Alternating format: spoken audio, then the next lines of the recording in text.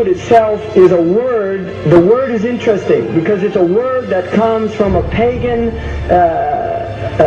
Hollywood is the holy wood, and it was the wood that the magical wands were made out of in the pagan sorcery, magic. And these wands were believed that the sorcerers that possessed them could put people into trances and control them. This is part of, this is symbolic, but it's also important to understand that part of what Hollywood literally does is it puts people into trances. It's a dream state. They call it the dream machine in the United States.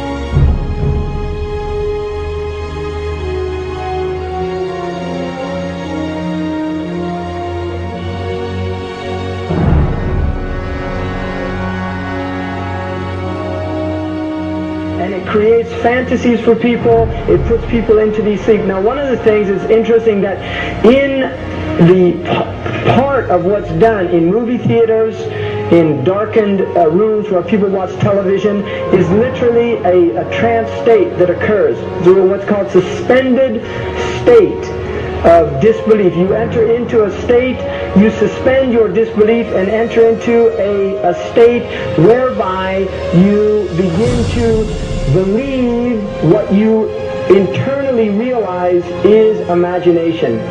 It's falsehood. Films are magic. It's just magic. You go and you watch these things and people get caught up in them. People cry during films. All this catharsis that takes place in these things.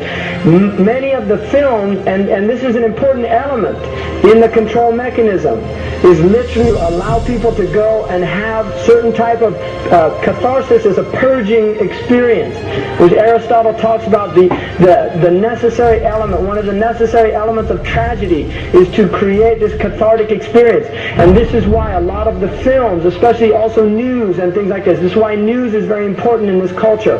Everybody watches the news, they have this tragic, cathartic experience of watching the tragedies of others and then feeling safe and complacent in their own experience of the suspended state of illusory well-being. So these are very intricate and sophisticated methods. Now I think it's dangerous, although there are elements, there's concerted efforts that take place, there's also a lot of people that have similar worldviews that aren't necessarily working together in concerted efforts.